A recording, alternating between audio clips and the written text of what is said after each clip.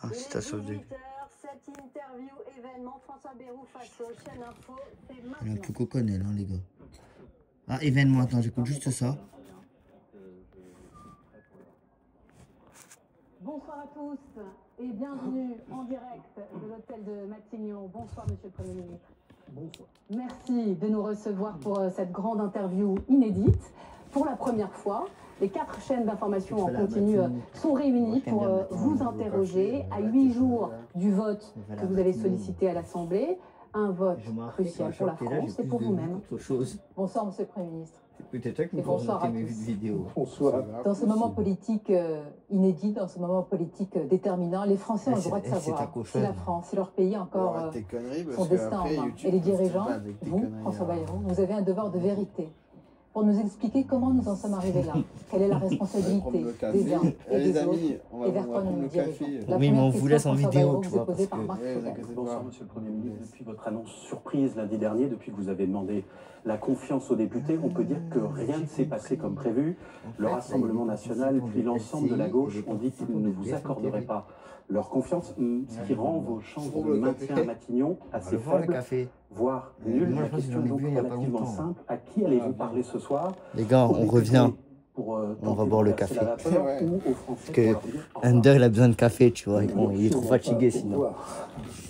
D'ailleurs, c'est pour ça que je vous invité. Si vous avez monté une émission aussi inédite, comme vous avez dit, aussi différente et aussi originale, c'est parce que le sujet est crucial.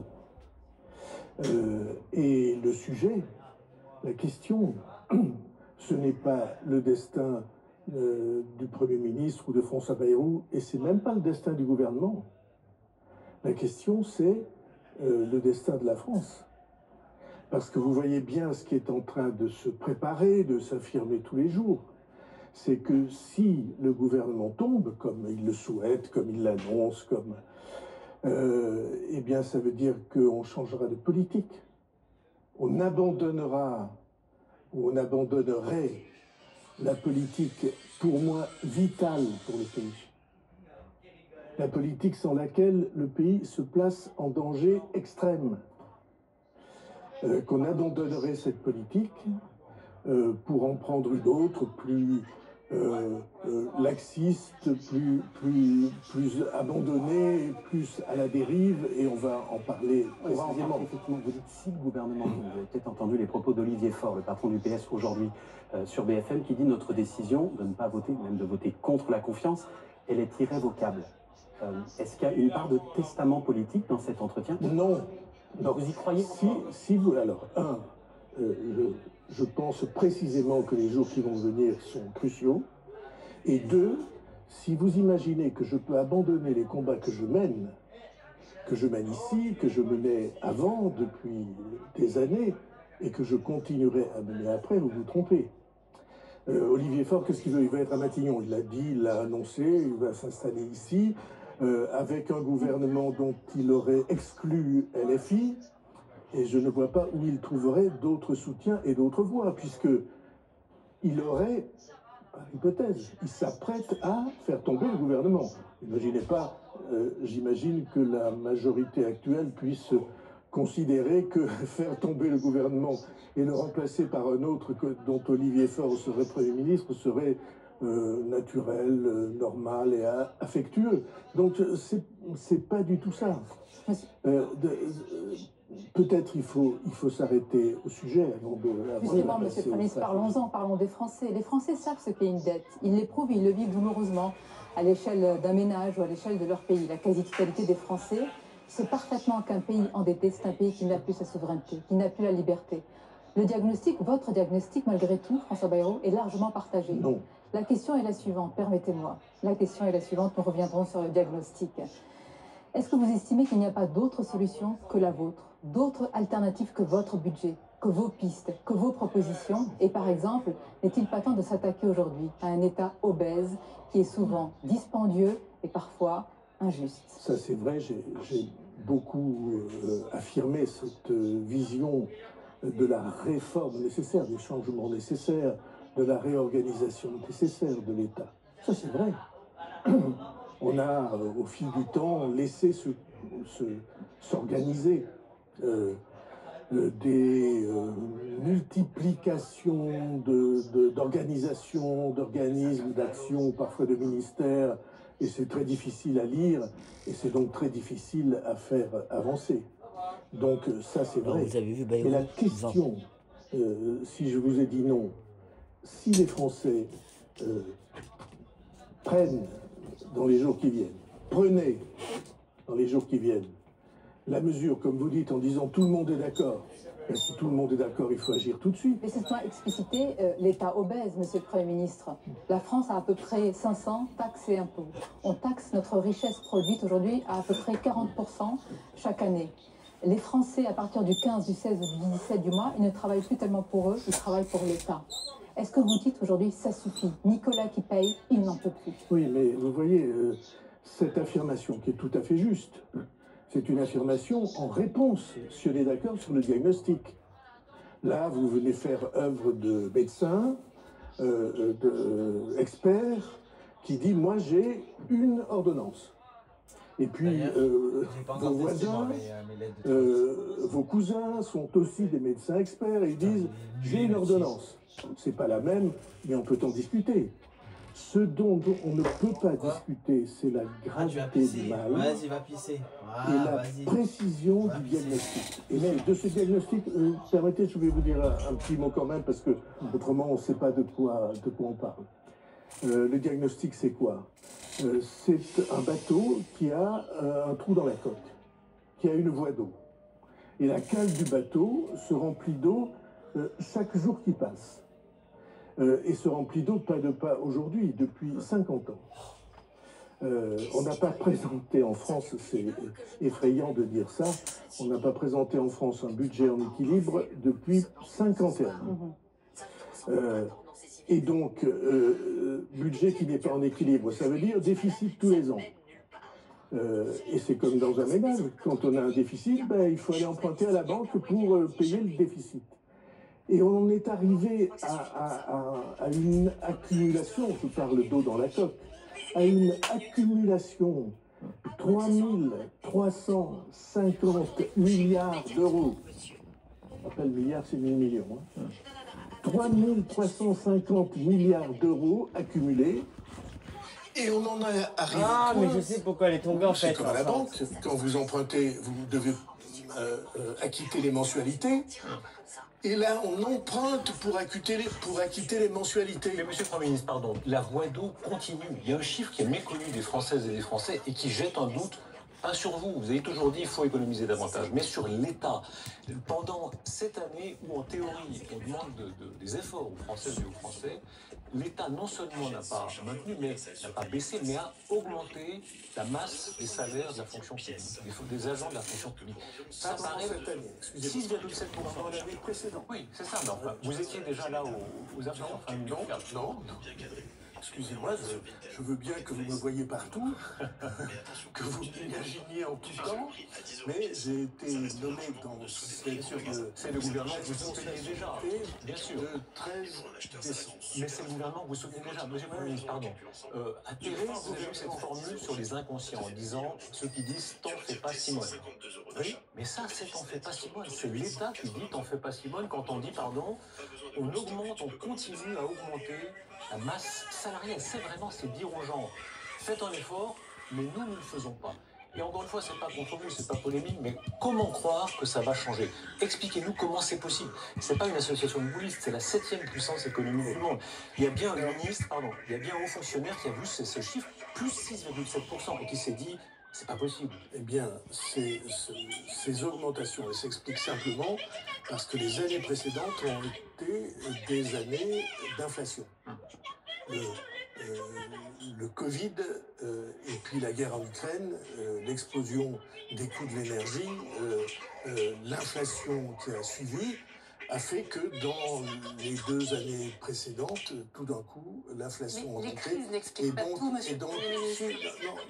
Vous n'avez pas une part de responsabilité, honnêtement? En tout cas, le camp présidentiel, plus 1000 milliards de dettes depuis 2017. Ça fait 8 ans. Madame, la ruse d'Emmanuel Macron à l'Élysée. Je vais répondre précisément sur 2 points. Le premier, part de responsabilité. Tous les opposants, sans exception, exiger qu'on fasse plus. Ils sont montés à la tribune. Vous hochez la tête parce que vous les avez vus, sans exception.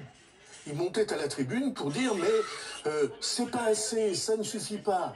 Et deuxièmement, votre formule laisse entendre que c'est les gouvernements qui dépensent l'argent. C'est l'État là. Non. Ici c'est l'État. Oui. Non, ce sont les Français à qui on a mis à disposition pour les retraites une immense somme. Et vous savez que j'ai déployé des trésors de, je sais pas quoi, d'ingéniosité pour que ce chiffre apparaisse. Les retraites, ça coûte à l'État entre 40 et 50 milliards par an. Deuxièmement, pour la Sécu. Troisièmement, pour aider les entreprises. Non pas pour les entreprises elles-mêmes, mais parce qu'une grande partie de ces sommes sont faites pour que des Français qui ne pourraient pas trouver un emploi, on appelle ça l'abaissement de charges, soient reçus. C'est clair. Mais les Français le disent, dans les sondages, ils sont inquiets, ils le disent tous, et avec des réponses, des taux très très élevés, ils veulent de l'action. La question maintenant, c'est le choix de votre méthode. On peut s'interroger. Non, je ne vais pas vous laisser aller trop vite sur ce sujet. Il est 18h10, on a un peu de temps pour mais beaucoup de choses. Si rien n'est fait, le bateau va couler. Non, ça n'est pas ça que je dis. Il faut qu'on illustre ce qui se passe. Les Français, l'économie française, tous les ans, ce qu'on appelle la croissance, on produit un peu plus que l'année précédente. On produit 50 milliards de plus. Et produisant 50 milliards de plus, on crée 150 milliards de déficit. On produit 50 milliards de plus, 150 milliards de déficit. La dette, ça fait quoi? Ça veut dire qu'il faut rembourser tous les mois, tous les ans, des sommes qui deviennent de plus en plus. Les Français le savent. Non, ils le savent. Cette vous apparaissez formule-là comme un lanceur d'alerte, pardonnez-moi. En quoi ce n'est pas une fuite en avant? En quoi ce n'est pas courage fuyant, alors que le 8 septembre, la messe semble déjà... Vous voyez cette formule. Non, m'enlève. Non, sérieux, non. Non, mais ça s'est connecté là-dessus. Il y aurait de leur part... Non, mais enlève l'autre, moi je vais mettre l'autre. De mobilisation. Okay, et de la part donc des c'est un autre. Les députés, un mouvement de mobilisation. Mais c'est pas ce qu'ils disent. Le Parti Socialiste vient de sortir des propositions hier. Parlons-en. Parlons de... Ouais, déconnecte la GoPro 3. Bah déconnecté, non j'ai plus de son, putain. Mais... Non mais enlève-la la GoPro 3. Non, j'ai pas le temps, tu vois, je suis en vidéo là. Maintenant. Oh putain, vous faites chier. Non mais... Oh, putain, les gars, je suis désolé, hein, c'était pas prévu ça comme ça. Mais... Ah voilà, c'est bon. Bon, je vais galérer à connecter ma truc, putain. Ça règle. Qui poursuit parce qu'on suit cet ordre, mais parlons exactement de ce qui peut être discuté pendant la semaine qui vient avec les... Dans une émission qui disait mais on n'a toujours pas compris ce que sont ces 44 milliards. Alors on va l'expliquer. Qui permettra dans votre plan de revenir à 3% de déficit en 2029. Je résume. La France s'est engagée il y a déjà 2 ou 3 ans au moment des crises que nous avons évoquées. Elle s'est engagée, on avait dit on dépassera pas 3% de la richesse produite tous les ans en déficit. Et la France est engagée à ça. Et 3% de cette richesse, ça veut dire que on doit revenir en 4 ans. C'est ça notre engagement. 2025, 2026, 2027 jusqu'en 2029. Et en 2029, on atteint ce seuil qui n'est pas du tout un seuil théorique inventé né sur un coin de table par des matchs cette semaine et aller réinterroger les fonctionnaires de Bercy. Peut-être les fonctionnaires de Bercy ne se rendaient-ils pas compte du travail qu'ils ont fait. François Bayrou. Mais moi, je m'en rends compte. Au-delà des chiffres, est-ce qu'on peut parler... Non. Il y a une question importante que vous évitez depuis le début de cet entretien, c'est celle, pardonnez-moi, j'insiste, c'est celle de la responsabilité. Vous avez parlé des députés. Vos députés MoDem, M. Bayrou, ont voté tous les budgets déficitaires depuis 2017. Eh bien... Vous-même, vous avez porté au pouvoir et accompagné, et vous avez un rôle actif, un président de la République qui a aujourd'hui précipité la dette. 1300 milliards depuis 7 ans. Si je remonte à une autre époque, Monsieur le Premier ministre, à une époque pas si ancienne, un ancien président de la République, Nicolas Sarkozy, a bataillé pour le non-remplacement d'un fonctionnaire sur 2 partant à la retraite. Et à l'époque, je me souviens très bien, vous aviez dit, ce n'est pas comme ça qu'on va trouver des économies. Ma question est simple. Vous nous dites aujourd'hui en sincérité et en vérité que vous avez lutté contre la dette, mais vous avez voté pour la dette. Alors n'êtes-vous pas responsable de la situation en tant que les autres, Monsieur François? Alors si vous croyez que vous allez, avec le sourire et gentiment, m'entraîner à ne pas répondre à la question que j'avais proposée, je n'osais pas solliciter une réponse à ma question à laquelle j'allais proposer une réponse et puis je vous répondrai après. Précisément. Ou pas les 44 milliards d'économies. Si nous devons revenir en 2029 au seuil qu'on appelle de 3%, qui est simplement le seuil à partir duquel la dette n'augmente plus. Et si la dette n'augmente plus, alors l'activité du pays fait qu'elle devient chaque jour plus supportable. Si on doit en arriver à ça, alors il faut des étapes. On était à presque 6% de déficit.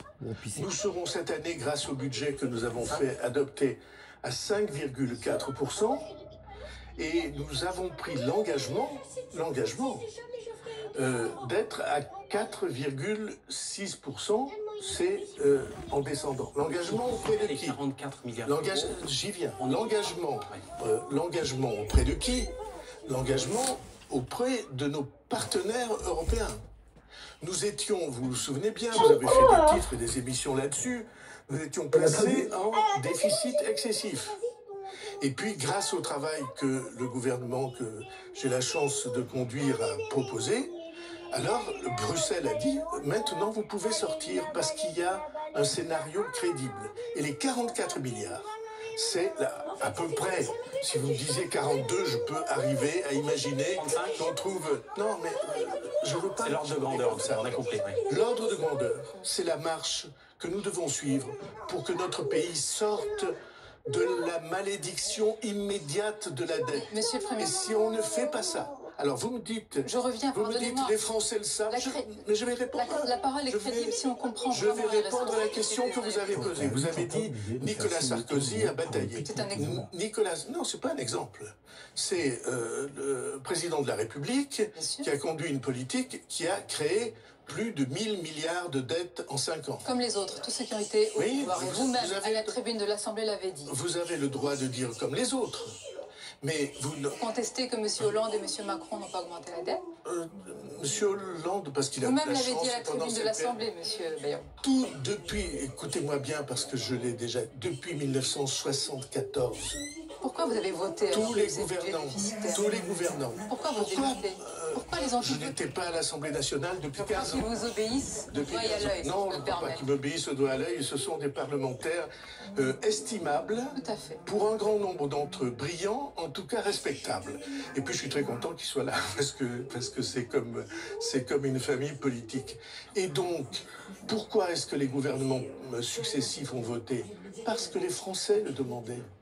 Parce que quand Nicolas Sarkozy... Ce n'est pas audible aujourd'hui de dire que c'est aux Français... Ça n'est pas audible pour vous, mais c'est audible pour eux. Monsieur le Premier ministre, pour la plupart des Français, oui, absolument. C'est parce qu'ils étaient... Parce que Nicolas Sarkozy, il a eu à faire face à une crise terrible qu'on a appelée la crise des subprimes, c'est-à-dire la crise financière internationale, et il a fait du quoi qu'il en coûte. Et le président Macron, il a fait lui aussi le choix, au moment du Covid, qu'on ne laisserait tomber personne. Et il a eu raison de le faire. François Bayrou, la courbe, on la voit depuis 74-75, vous le disiez, elle monte. Ça ne sert à rien de dire c'est la faute à Tartampion ou à Tartemuche. En réalité, c'est la faute à tout le monde. À la faute à tout le monde, si vous voulez. Donc, vous appelez l'opinion à témoin. Et maintenant, la suite s'écrit avec les partis et d'une façon ou d'une autre. Il va falloir une forme de compromis parlementaire. Est-ce que vous prenez d'abord le mot compromis? Oui, moi je trouve que c'est beau le compromis. Alors, parlons-en, s'il vous plaît. Mais je ne suis pas sûr que ça soit possible. Attendez, discutons-en. Pour la première fois, on n'a pas reconnu François Bayrou. Vous êtes un centriste, c'est une espèce très particulière, les centristes. Vous êtes en général des manœuvriers redoutables, qualité où il faut. Et là, par exemple, vous avez laissé passer un été de manière assez étrange, c'est-à-dire que les oppositions, et même parfois certains dans votre camp, disent Pourquoi est-ce que pendant un été entier, alors qu'il fallait préparer le terrain, tout à coup, là, au début, à la rentrée, vous dites urgence. Vous êtes gonflé, si je puis dire. Parce que je suis venu chez vous pour expliquer le contraire. Oui, mais Madame Le Pen dit, je lui ai écrit, elle montre même, elle dit, voilà, lettre du 25 juillet. Elle dit, vous ne lui répondez pas. Excusez-moi, j'ai reçu la lettre de Madame Le Pen. Elle a dû arriver dans les services le 29 juillet, c'est-à-dire que arrivé sur la faute à la poste. Non. Bon, c'est bien. 25-29, c'est bien. L'avez-vous lu? Ben, je l'ai lu. Je vais vous en parler si vous le voulez. Vous avez répondu? Mais je n'ai pas répondu. Je réponds. J'ai l'intention de la rencontrer et je la rencontrerai cette semaine. Elle n'est plus en vacances, comme vous l'avez sous-entendu. Ben, heureusement qu'elle était en vacances. Mais vous comprenez, monsieur... Vous étiez en vacances aussi? Vous comprenez, monsieur le monsieur le ministre, puis sortez. Répondez-moi. Expliquez-nous ce paradoxe. Comment vous voulez rassembler le pays, les Français, sur un sujet aussi grave, et en même temps vous dénigrez des oppositions que vous estimez... Mais vous êtes formidable. Je n'ai dénigré personne. Vous étiez en vacances. Vous étiez en vacances. Vous étiez en vacances. Le seul qui n'était pas en vacances, c'était moi. Donc le rapport avec la musique et l'image, mais j'ai pas dit adulte responsable. Essayez de ne pas caricaturer. Elle est nulle. On a devant nous des problèmes qui sont des problèmes majeurs qui seront dans les livres d'histoire. Le traité avec les partis, ce sont des grands partis de la République, que ce soit d'ailleurs le RN, que ce soit LFI, que ce soit tous les partis de cette Assemblée. Vous avez toujours dit je les respecte tous. Ça n'est pas très respectueux, disons les choses. Ce qui s'est passé là n'est pas très respectueux, que vous ne traitiez pas, que vous ne répondiez pas à leurs objections. Ils ne sont pas très respectueux non plus. Monsieur Bardella dit que c'est parce que vous faisiez la sieste que vous n'avez pas répondu. Je dis que qu'ils étaient en vacances. J'ai eu les dirigeants du Parti socialiste, directement ou par personne interposée, à la même date, à peu près le 30 ou... Et ils partaient en vacances. Là, vous avez parlé de Mme Le Pen. Là, vous avez parlé de Mme Le Pen, là, ces derniers jours. Non, je n'ai pas parlé directement, mais nous avons reçu la réponse et M. Gage dit, mais... Jérôme Gage, c'est l'un des négociateurs du parti. Écoute, je ne suis pas à Paris, je ne vais pas y être pendant longtemps, je pars je ne sais pas où, l'étranger, et Olivier Faure était aussi, mais vous vous rendez compte à quel point on devient bizarre de considérer que, parce que j'ai osé mentionner que tout le monde était en vacances, je peux en attester. À Paris, il n'y avait personne. Et donc, franchement, c'est la moindre des choses. On a tout le temps s'ils veulent négocier. Alors, il reste 8 jours, vous reconnaissez quand même que c'est très court. Pas du tout, vous voyez, c'est précisément ça. Il reste pour négocier plus d'un mois. Mais la question... Oui, à condition que les députés accordent. Mais la question, excusez-moi, vous voyez bien qu'on met le doigt, on arrive au doigt précisément sur l'épicentre de ce qu'est en effet un choix historique. Négocier, ça n'a de sens que si on est d'accord sur le diagnostic. Mais qui ne vous recevez, que si on est d'accord sur le constat. Vous recevez les chefs de parti, c'est une semaine importante. Vous avez parlé de négociation. Est-ce que cette semaine qui s'ouvre, ce sera de la négociation? S'ils le veulent, oui. Alors on y va sur les mesures. Pardonnez-moi, monsieur le Premier ministre, mais vous allez en discuter de cette copie budgétaire. Sur le fond des mesures, il y a une mesure on sait qu'elle est rien que les banques. les les oppositions. 80% des On le sait qu'il y a des problèmes avec les banques. Non, mais tu peux plus retirer. 2 jours fériés supprimés. Bah ouais, mais ça, Travailler gratuitement 2 on jours. sait pourquoi. Ils trouvent ça injuste. Alors, est-ce que vous pouvez nous dire ce soir que vous êtes prêts à faire un geste? Mais c'est pas à faire un geste. Bien sûr que je suis prêt, je l'ai dit 10 fois, y compris le 15 juillet. Ça veut dire concrètement Attendez, quoi? mais je reprends votre formule. Vous dites travailler gratuitement. C'est pas vrai, c'est travailler tous les Français. Les artisans, les commerçants, ceux qui ne sont pas salariés, beaucoup ne sont pas salariés, et beaucoup sont salariés qui ne sont pas salariés au temps passé. C'est travailler parce que notre pays est au risque et qu'on donne chacun d'entre nous un peu plus. Mais vous comprenez comment Pourquoi on j'ai partage ça choisi avec cette un mesure? sujet, que vous voulez justement que le travail paie davantage. Cette mesure, elle est rejetée, elle est même critiquée dans votre propre camp. On entend des ministres, hein, clairement, qui n'y sont pas favorables. Discutable. Oui. Je vais vous donner les chiffres précis. Elle est tout à fait discutable, cette mesure. Et je vais vous expliquer pourquoi je l'ai choisie. Parce que j'avais envisagé d'autres mesures. J'avais envisagé, par exemple, qu'on passe de 35 heures à 36 heures de travail par semaine.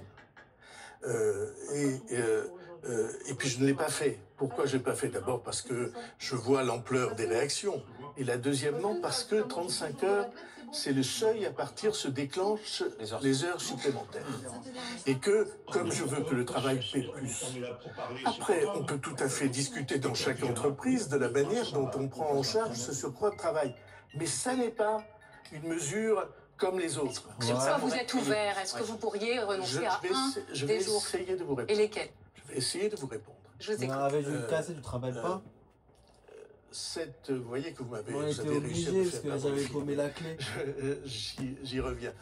Cette mesure, c'est pas une mesure comme les autres. Mais de toute façon, parce que c'est pas des heures de travail en plus. Du cadenas, au pire, on a fait 30 mains. Bon. Des journées, 2 jours, 1 jour. Bah, je l'utilisais jusqu'à que je l'avais, mais quand je l'avais plus, du coup, je l'utilisais plus. Mais quand je l'avais, je l'utilisais. Quelques-uns, et puis les activités de loisirs. Mais demain, je pense pays qu'il qui doit est en arrêté, avoir vers Intersport ou une il connerie. passe à l'activité. Et ça n'est pas quelque chose qui se mesure en Et minutes la de clim, elle est travail. éteinte? C'est de la richesse créée La clim dans pour ma le pays. chambre, elle est éteinte? Alors, les chiffres précisément que je vous ai promis, ça marche. ça représente Ok. quoi les jours fériés? 4 milliards. Sur Un dixième des efforts demandés aux Français. Très bien, c'est ça comme que je voulais J'ai dire. bien compris ce que vous avez dit tout à l'heure. Vous avez dit si c'est 42 4 milliards, milliards 44. sur 44 milliards, c'est-à-dire 10% de l'effort. Ce qui m'intéresse, c'est les 90 autres pourcents. Donc on aura retenu, et je pense que les Français qui nous regardent je aussi, discutable. que cette mesure est discutable. Je l'ai dit le jour où j'ai présenté. Cette mesure est J'ai discutable. dit c'est discutable, c'est amendable, et on peut tout à fait réfléchir Et ça à la pourrait être manière. 1, mais pas 0, pour être très précis. Je pense que ça pourrait être en difficulté si on veut discuter. Si on veut discuter. Désolé les gars, mais attends, il est tombé. Je suis ouvert à la discussion, à la condition, qui est une condition impérative, qui est une condition Elle est dangereuse ta chaise. de l'avenir du pays, qu'on considère qu'on ne peut pas ne rien faire. Or, les propositions, le PS par exemple, les propositions qui viennent de sortir, ben, ça veut dire qu'on fait rien. Alors, il y a les économies, Il y a qui- sur Bayon, et il y a c'est les qui, toi recettes, si on veut trouver les marges de manœuvre. Le Parti Socialiste, Oh, moi non, je me jamais dont on parlait avec. il y a un instant, a présenté un contre-budget hier, et le PS dit, par exemple, il faut taxer les Français les plus aisés. Le Parti Socialiste reprend ce qu'on appelle la taxe Zuckman. Non, non, non, non, non. Chaque année, les gens qui ont un patrimoine de plus de 100 millions d'euros, ça fait 0,01% des Français. Je ne vais pas vous demander si vous êtes favorable à la taxe Zuckman. Je crois connaître la réponse, je crois que c'est non. Mais faut-il, exceptionnellement, pour participer à l'effort de redressement des comptes, taxer davantage les Français les plus riches avec un autre dispositif? J'ai ouvert, dans la conférence que j'évoquais au mois de juillet, non seulement l'idée, mais la perspective du fait que les plus aisés participent davantage à cette affaire-là. Mais derrière ces propositions, avant d'en revenir à cette taxe particulière, 15 milliards par an. derrière ces propositions, il y a quelque chose d'absolument précis. La question posée, c'est est-ce qu'on va freiner la dépense ou augmenter la dépense? Nous avons proposé de freiner la dépense dans les proportions que vous avez indiquées. Si on continue à augmenter la dépense, ça veut dire qu'on augmente l'endettement. Parce que l'argent, nous ne l'avons pas, nous l'empruntons tous les ans.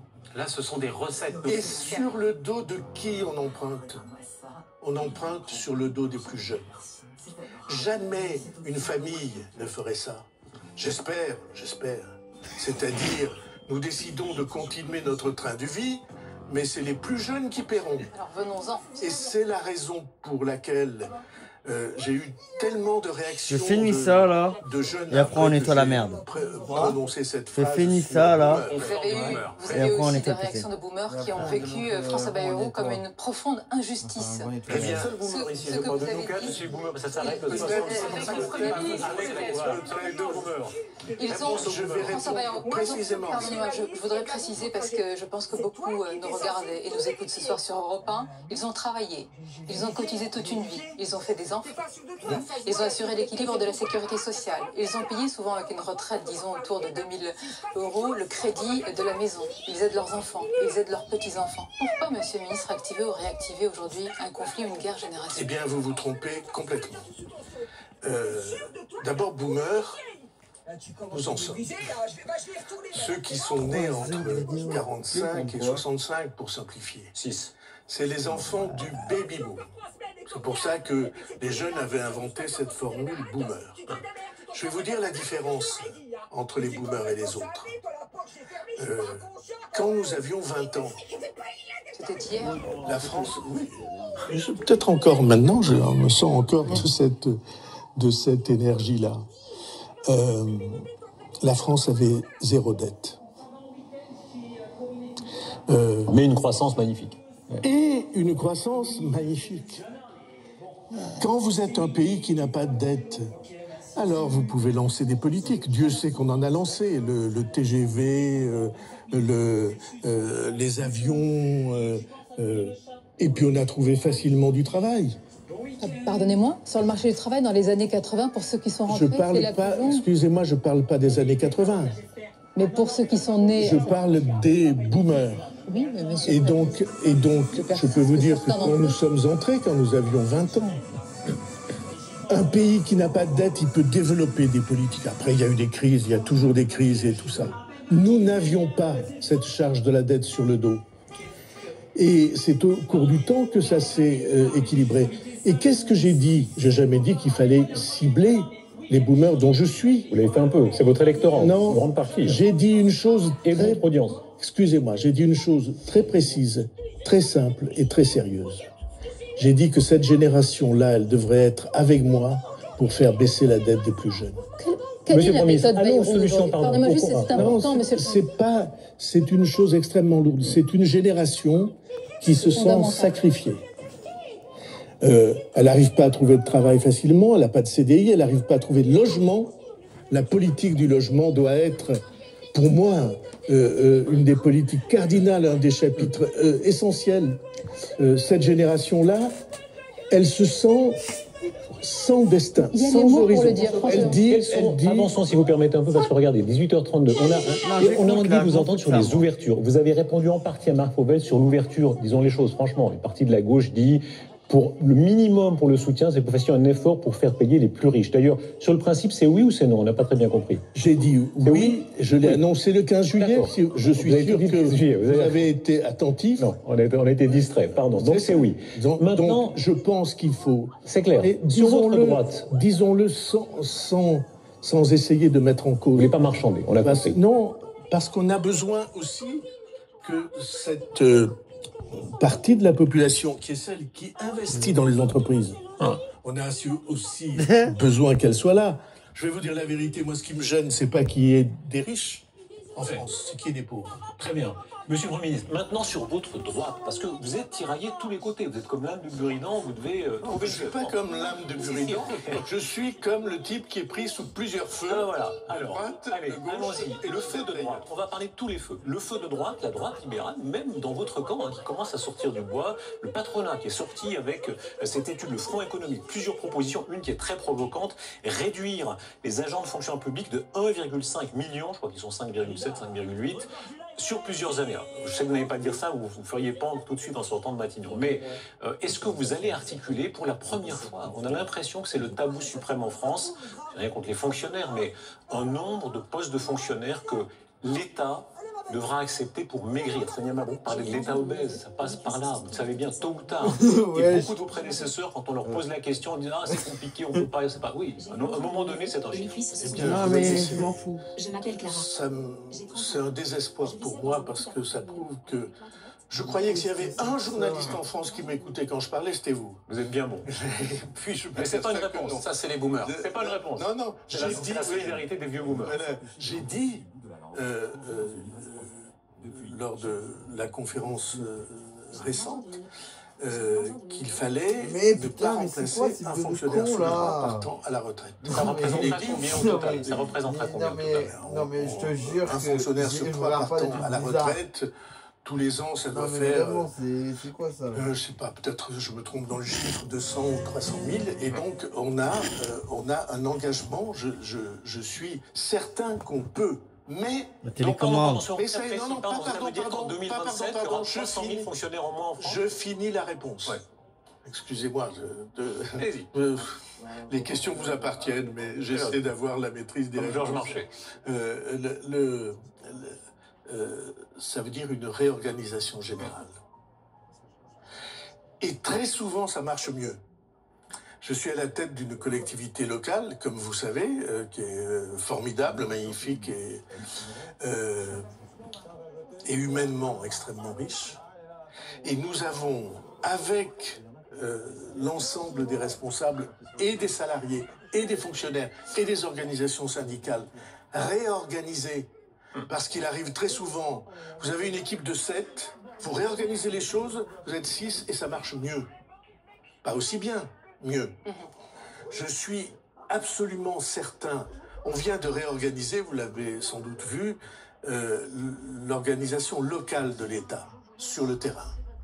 Parce que c'était dispersé, il y avait des administrations, des agences, des ministères, tout ça indépendants les unes des autres. On a dit ça ne peut pas marcher comme ça, il faut un responsable. Justement, on parlait des concessions à droite, la droite réclame plus. Et en France, les responsables, c'est le préfet. Et donc on a mis la totalité, je dis ça pour ceux qui nous écoutent, la totalité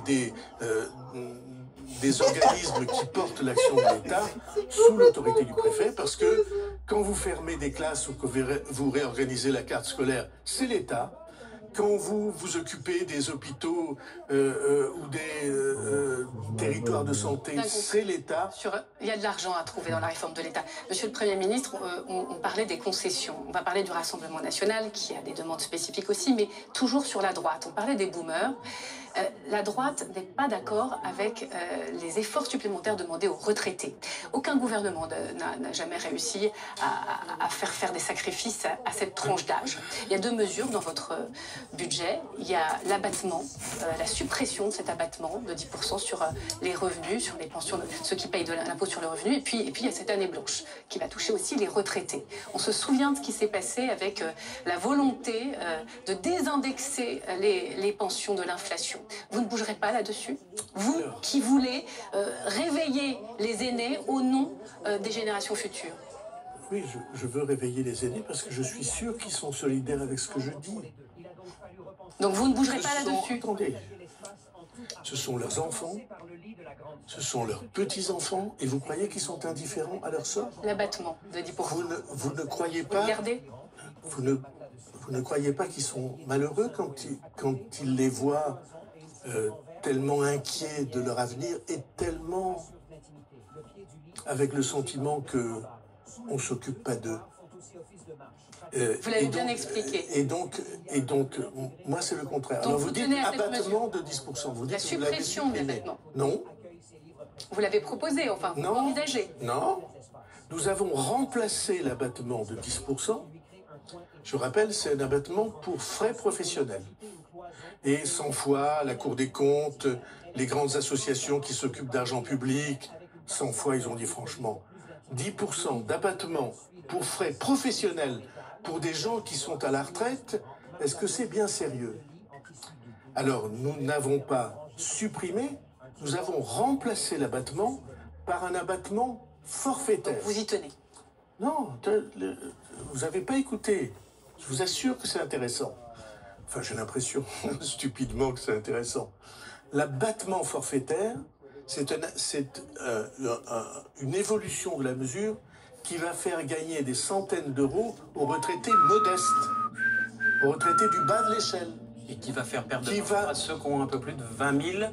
Qui va maintenir ceux qui sont moyens et va être en effet un peu plus lourd, ou va autoriser une fiscalité juste pour ceux qui sont, et donc un petit effort de l'ordre de, de l'ordre de 200 € par an pour les plus, ceux qui sont au plafond. Vous recevrez aussi le Rassemblement national. Donc 18 € par mois. C'est un effort, je ne dis pas le contraire, mais vous voyez bien que pour ceux qui sont au plafond, c'est-à-dire 4 000 € de retraite, c'est un effort modeste. Et ceux qui sont en bas de l'échelle, ils gagnent. Et ça mérite d'être dit. Parce que la justice, c'est la condition de l'effort. François Bayrou, on va parler dans un instant de ce qui va se passer demain, enfin dans 8 jours précisément, c'est-à-dire le jour où vous allez demander la confiance à l'Assemblée nationale et arithmétiquement, si on s'arrêtait aujourd'hui, sans doute ne pas l'obtenir. On va en parler dans une minute, mais on a évoqué tout à l'heure la lettre que Marine Le Pen vous a adressée à la fin du mois de juillet. On a parlé des délais de la Poste, mais regardons aussi ce qu'il y a à l'intérieur. À l'intérieur, le Rassemblement national vous demandait 2 choses au minimum pour négocier le budget. C'était une baisse drastique de la contribution de la France au budget de l'Union européenne. C'est pas tout à fait nouveau, mais c'était rappelé dans cette lettre. Et moins d'argent pour l'immigration. Ces 2 choses-là. Pas seulement.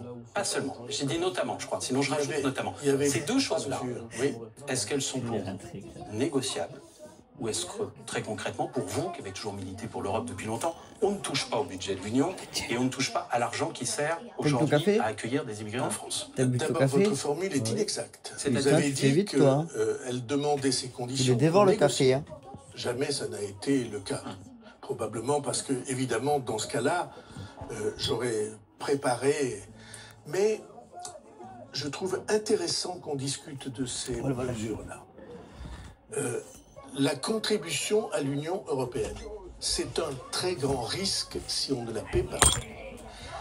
Marine Le Pen a noté dans ses réactions que nous avions déjà réussi à baisser la contribution. C'est vrai. Par une négociation, et elle a dit, c'est la première fois, donc c'est la preuve qu'on peut. Je suis d'accord avec elle pour dire que si on peut, il faut le faire. Mais dire, nous ne remplirons pas nos engagements, ça a des conséquences extrêmement simples qui sont dans les chiffres.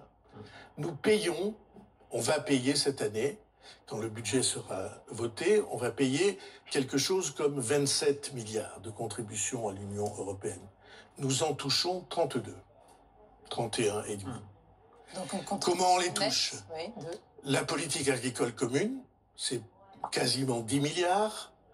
Les fonds régionaux, ce que les régions, les subventions que les régions donnent quand vous avez sur les travaux des panneaux avec ici la région investie, c'est la région, si j'ose dire, porte-plume de l'Union européenne. Ces fonds régionaux, plus les prêts de la Banque européenne d'investissement. Mais pardon, même les Allemands se plaignent de la gourmandise de Bruxelles. Ils disent Bruxelles veut vraiment... Eh bien, ils ont raison, je suis d'accord avec eux. Même chose. Je suis d'accord avec eux. Et je suis d'accord pour qu'on expertise. Et je suis d'accord pour qu'on regarde tout ce qu'on peut faire. Donc il n'y a pas mais de je sujet ne tabou suis pour François pas... Bayrou. Non. Le coût de l'immigration n'est pas un sujet tabou. Expertiser, vous dites, on peut expertiser la Je suis d'accord pour qu'on regarde parce que, comment dire... ça n'est pas une approche négligeable et qu'on peut écarter du revers de la main. Sur l'immigration. Et donc sur l'immigration, il y a infiniment moins d'argent que le Rassemblement national ne le dit. On peut préciser de quoi il s'agit quand même, Monsieur le Premier ministre, pour ceux qui nous regardent et nous écoutent. C'est l'AME, c'est les allocations et les aides non contributives qui sont versées aux étrangers. Ce sont les associations d'aide aux migrants. Est-ce que vous dites ce soir qu'il n'y a pas de tabou à mettre sur la table ces sujets-là? Alors, je n'aime pas qu'on présente la situation du pays comme étant la conséquence de la présence des immigrés. Qui le fait? Moi, je pris les chiffres de l'Observatoire de l'immigration, ça coûte 3,4 points de PIB. Oui, mais je suis pas sûr que l'Observatoire de l'immigration n'est pas une... Je suis d'accord... Quel est votre organisme de référence? Je suis d'accord pour qu'on regarde. Je suis d'accord s'il y a pour des étrangers des avantages, comme le dit le Rassemblement national, que les Français dont les Français ne profiteraient pas. Ça ne serait pas juste, et je suis d'accord pour qu'on les regarde. Mais je ne suis pas d'accord pour qu'on fasse de l'immigration la cause de la situation du pays. Parce que quand le pays va bien, alors l'immigration, c'est une machine à intégrer, et ça marche mieux. Ou à assimiler. Et je vais vous dire, je suis absolument persuadé qu'il faut que notre politique de l'immigration évolue.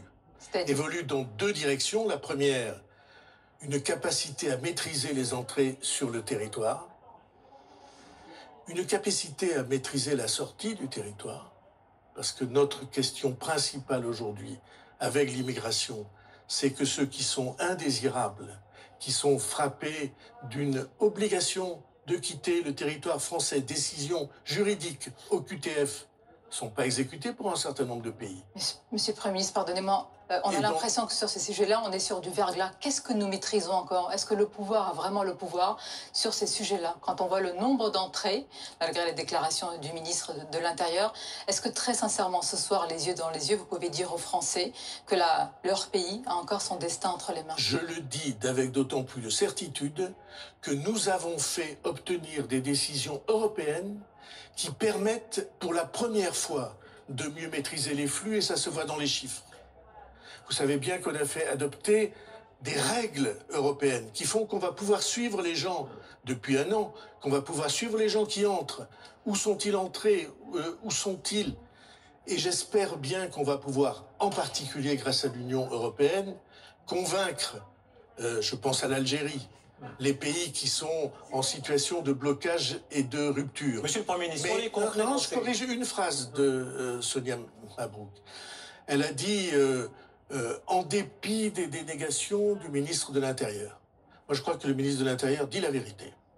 Je pense qu'il est...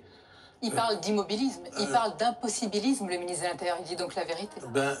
S'il dit la vérité, ça veut dire que... Vous avez dit sur les chiffres. Vous ne pouvez pas faire grand-chose. Vous avez dit, c'est votre phrase exacte. Il dit la vérité. C'est mon métier. Hein, donc, votre phrase exacte, c'était sur les chiffres, en dépit du dénégation du ministre de l'Intérieur, on voit bien que... Moi, je dis, le ministre de l'Intérieur dit la vérité. Monsieur le Premier ministre. Et autrement, il ne serait pas ministre de l'Intérieur dans ce gouvernement. Une pensée pour Boualem Sansal. Pardonnez-moi, on n'est pas tous d'accord. Vous avez parlé de l'Algérie. Pouvez-vous ce soir adresser un mot à la famille de Boualem Sansal? Nous avons reçu sa fille, pardonnez-moi. Bien sûr. Il y a quelques jours, sa lettre au président de la République n'a reçu aucune réponse. Aucune réponse, monsieur le Premier ministre. C'est un compatriote. C'est un Français amoureux de notre pays. C'est quelqu'un qui a la voix, comment dire, douce, mais le verbe haut. On attend de vous des paroles importantes ce soir. C'est d'autant plus important pour moi que le goût qui est le mien pour les lettres, pour la langue française, pour la capacité de romancier ou d'essayiste, pour moi, Boualem Sansal, bien que n'étant pas français d'origine, il illustre la France. Vous savez, il y a une procédure dans la législation française qui fait qu'on devient français, par exemple, quand on a servi dans la Légion étrangère.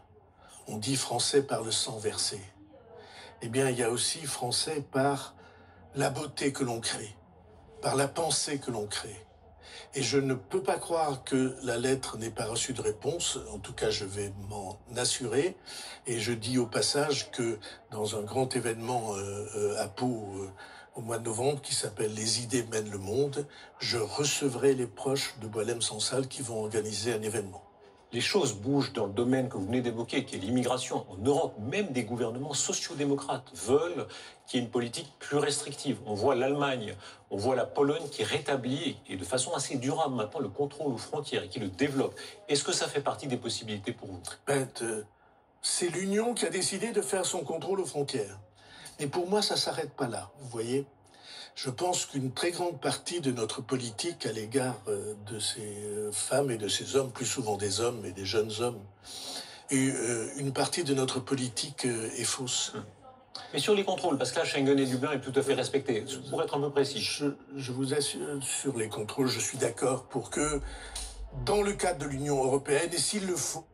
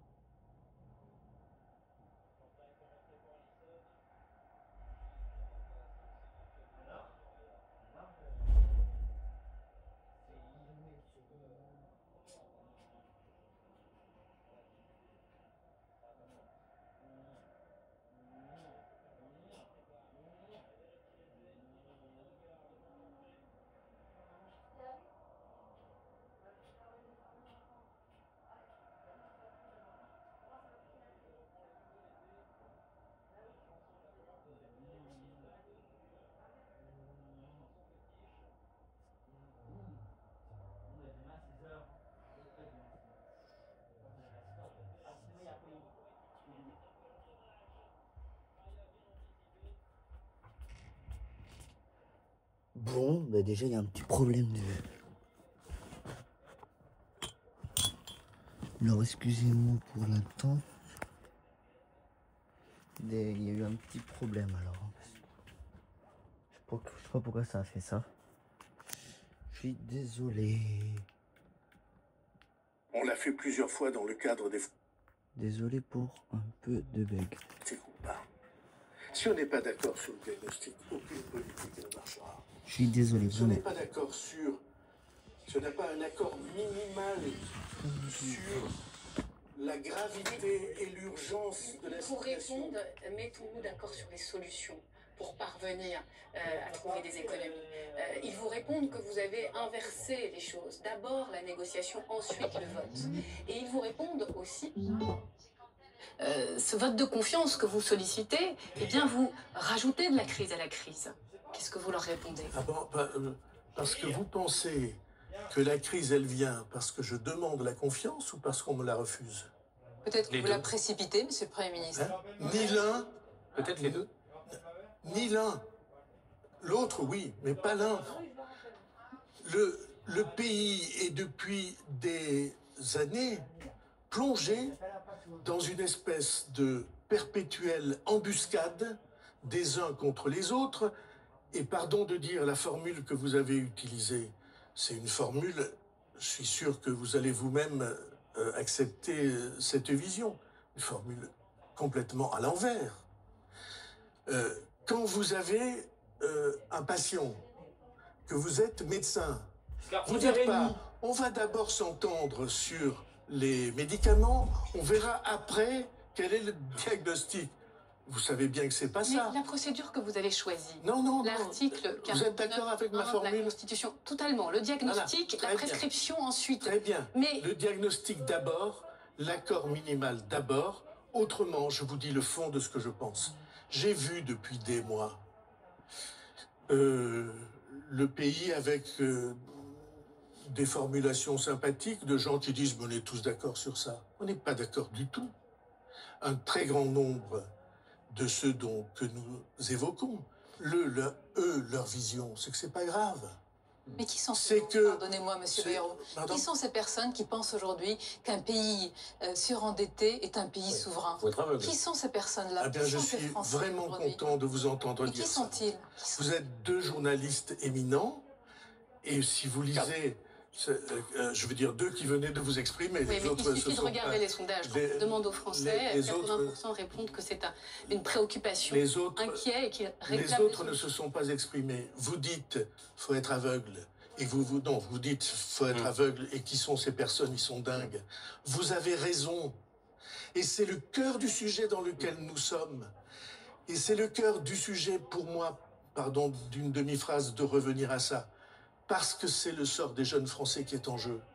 C'est eux qui sont surchargés dans leur sac à dos, avec de la fonte, des haltères, Monsieur le Premier ministre, pardon, qui les empêchent d'avancer. Ce n'est pas les journalistes qui sont éminents, ce sont les Français. Ils sont adultes, ils voient bien les choses. Un point, et je passe tout à l'heure à Marc Fauvel pour respecter notre tour, mais vous avez eu ce mot très surprenant, vous avez dit, attention, la dette de la France est possédée en partie importante par des étrangers. 60%. C'est très intéressant parce que longtemps on a dit ça c'est un propos complotiste, on exagère, c'est pas dangereux, etc. Et là on a le Premier ministre de la France qui dit attention, c'est dangereux. En quoi c'est dangereux? Expliquez-nous, parce que ça fait lever l'oreille de beaucoup de monde. C'est extrêmement simple, c'est la gravité de la situation que je décrivais.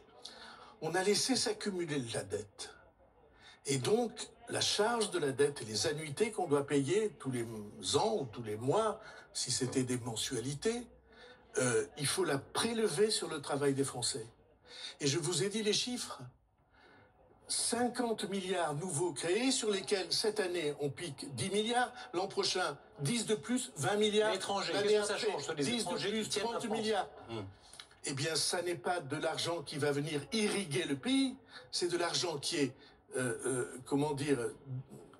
détourné, dirigé. Non, je ne veux pas dire détourné, ça serait pas normal. Dirigé vers des intervenants qui sont des intervenants étrangers, des acteurs économiques, qui sont des acteurs économiques étrangers. C'est pas comme, vous êtes très avertis, donc vous savez ce que je vais dire. Au Japon, la dette, elle est beaucoup plus importante que la nôtre en pourcentage du PIB, Mais cette dette est détenue à 99% par les Japonais. Miss, la France a la liquidité. Pardon. Vous êtes en train de nous dire qu'on pourrait être demain sous tutelle? Je ne dis pas ça. Il y a eu un débat au sein de votre gouvernement. Ouais. Montchalin, la ministre des Comptes Non, publics, avait dit il y a quelques mois, oui. on pourrait se retrouver sous tutelle. Éric Lombard, son patron, son supérieur hiérarchique à Bercy, a dit absolument pas cette semaine. Y a-t-il, oui ou non, si votre gouvernement est renversé, un risque financier de krach ou de mise sous tutelle de la France? Et est-il accentué par ce qui va se passer juste après le 8, le 10, l'appel à bloquer le pays? Je vois des tas de gens qui disent qu'il n'y a pas de risque. Il y en a ou pas? Mais j'ai envie de leur dire, excuse-moi Jeannot, va voir en Espagne. Après Simone, Jeannot. Ben, faut bien qu'on essaie d'expliquer les choses comme dans la vie. Le type, il dit, il n'y a pas de risque. Je dis, c'est pas loin l'Espagne. Passe la frontière. C'est pas loin le Portugal. Passe la frontière. Je dis même pas d'aller en Grèce.